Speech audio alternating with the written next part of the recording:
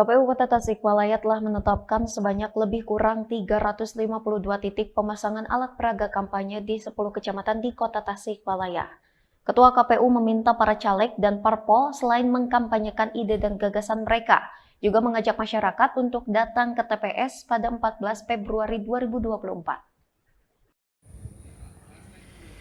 Komisi Pemilihan Umum Kota Tasikmalaya telah menetapkan lokasi pemasangan alat peraga kampanye melalui keputusan KPU nomor 128 tahun 2023. Terlihat sejumlah APK sudah mulai terpasang, mengingat masa kampanye sudah dimulai sejak 28 November lalu hingga 10 Februari 2024 mendatang. Berdasarkan surat keputusan tersebut, terdapat total sebanyak 352 titik lokasi pemasangan APK di 10 kecamatan di Kota Tasikmalaya. Berdasarkan surat keputusan tersebut, terdapat total sebanyak 352 titik lokasi pemasangan APK di 10 kecamatan di Kota Tasikmalaya.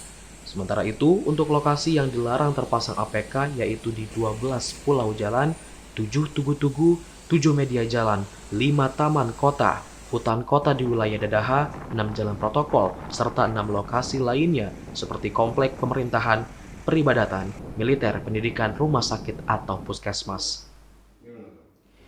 Hal tersebut seperti disampaikan Ketua KPU Kota Tasikmalaya, Asep Rismawan. Asep berharap waktu kampanye yang relatif singkat ini bisa dimanfaatkan dengan baik dan sesuai aturan yang telah ditetapkan.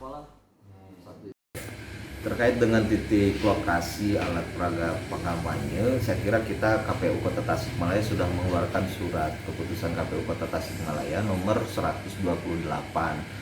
Nah, itu di situ dicantumkan secara detail apa titik lokasi yang dilarang dan juga yang diperbolehkan.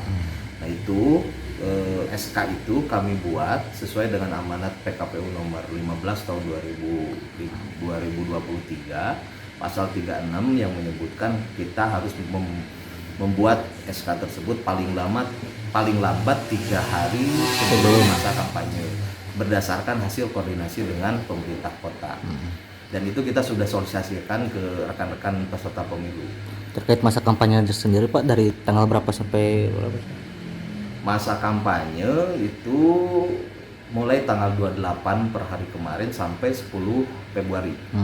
Pak, jika nanti ada para peserta pemilu yang melanggar, yang tidak sesuai lah, apakah diberikan sanksi sendiri atau bagaimana Pak? Nah, terkait pelanggaran pemilu, karena itu bukan ranah kami di KPU, tapi ranahnya ada di Bawaslu. Saya kira nanti Bawaslu punya mekanisme sendiri terkait penanganan pelanggaran yang dilakukan dalam tahapan kampanye. Siap. Ada himbauan sendiri Pak untuk para peserta mungkin agar bisa? Saya kira masa kampanye ini cukup singkat, hanya 75 hari, dan saya kira mari silakan manfaatkan oleh peserta pemilu untuk mensosialisasikan program dan segala macamnya. Dan saya titip untuk tanggal 14 ajak semua masyarakat untuk ikut menyalurkan untuk menyalurkan pilihannya di TPS dengan sesuai dengan hati nuraninya masing-masing. Pak, langkah selanjutnya yang dilakukan KPU sendiri terkait tadi dana kampanye Pak awal. Kalau ya dana kampanye,